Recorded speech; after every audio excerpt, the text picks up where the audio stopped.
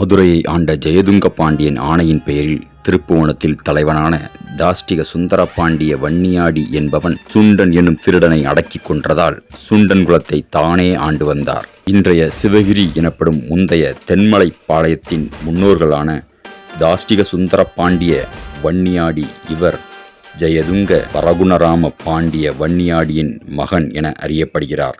மறவரில் இன்றும் வன்னியாடி மறவர் பற்றிய குறிப்புகள் உள்ளன.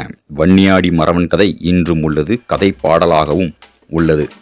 வன்னியாடி மறவர் என்பதற்கு குதிரை மேலமர்ந்து களமாடியவன் என்பது பொருளாகும். சிவகிரி ஜெமீனின் சின்னமும் இன்றும் குதிரையே. இந்தியாவுக்கும் இந்தியர்களுக்கும் என்னுடைய வணக்கத்தை தெரிவித்துக் கொள்கிறேன். மனன் வாய்ஸ் சப்ஸ்கிரைபர் எல்லோரும் எப்படி இருக்கீங்க? நல்லா இருக்கீங்களா?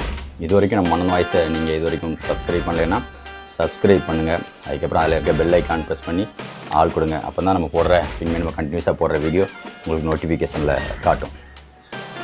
இன்றைக்கி நம்ம பேசக்கூடிய காணொலி சிவகிரி ஜமீன் பற்றிய வரலாறு. இவர்களது வரலாற்றை தெரிவதற்கு முன்பு மறவரில் உள்ள குலப்பிரிவுகளை பற்றி தெரிந்து கொள்ளுங்கள். அவை செம்பிய நாட்டு மறவர், குண்டையங்கோட்டை மறவர், அணில் ஏரக்கோட்டை மறவர், கொற்றவக்கோட்டை மறவர், சேவர்கோட்டை மறவர், நல்லமங்கல மறவர், சிறுதாளிக்கட்டி மறவர், வன்னிய மறவர், வன்னிக்கொத்து மறவர், கொரண்டி மறவர், செக மறவர், அம்பனேரி மறவர், பம்பை மறவர், காரண மறவர், அகத்தா மறவர், பண்டார மறவர், உப்புக்கோட்டை மறவர், கார்குறிச்சி மறவர் என மறவரில் இத்தனை பிரிவுகள் உள்ளன. சிவகிரி பாண்டிய மறவர்களின் ஜமீன். இதனை ஆட்சி செய்தவர்கள் மறவர்களின் ஒரு பிரிவான வன்னிக்கொத்து மறவர்கள் என அழைக்கப்படுவர்.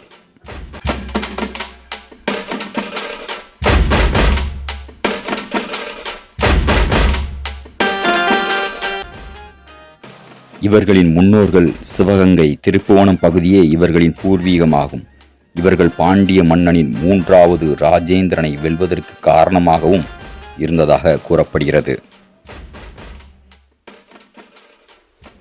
தி ஹிஸ்டரி ஆஃப் திருநெல்வேலி கால்டுவெல் மானுவலில் சிவகிரி மறவர் பாளையத்தை பற்றி குறிப்பிட்டுள்ளார்.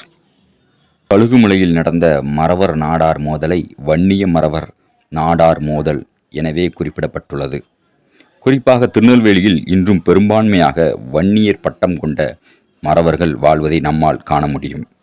இன்றும் வன்னிக்கோணேந்தல் என்ற பகுதியில் பெரும்பான்மையாக மறவர்களே வாழ்ந்து வருகின்றனர். 1544 கயத்தார் அருகே உள்ள இரவேலங்காலில் வெட்டும் பெருமாள் பாண்டிய தேவரின் மறவர் படைக்கும் வடுகப்படையுடன் வந்த வெங்கடராசனின் வடுகப்படைக்கும் இடையே மிகப்பெரிய போர் நடைபெற்றது. இளவேலங்கால் போரில் கொல்லப்பட்ட பாண்டியர் தளபதி 10 பேருக்கும் வெட்டு பெருமாள் பாண்டிய தேவர் நடுக்கல் எழுப்பியுள்ளார். அதில் ஒரு நடுக்கல்லில் குறிப்பிடப்பட்டுள்ள செய்தி கொண்டையங்கோட்டை மறவரில் லிங்கத்தேவ வன்னியனான பட்டான் என செய்தி குறிப்பிடப்பட்டுள்ளது. அதாவது கொண்டையங்கோட்டை மறவர்களுக்கும் வன்னிய பட்டம் கொண்ட மறவர்கள் இருந்துள்ளனர் என்பது பாண்டியர் காலத்திலே நம்மால் அறிய முடிகிறது. அதுவும் இதில் மிகவும் தெளிவாக கொண்டையங்கோட்டை மறவரில் லிங்கத்தேவ வன்னியனான என குறிப்பிடப்பட்டுள்ளது.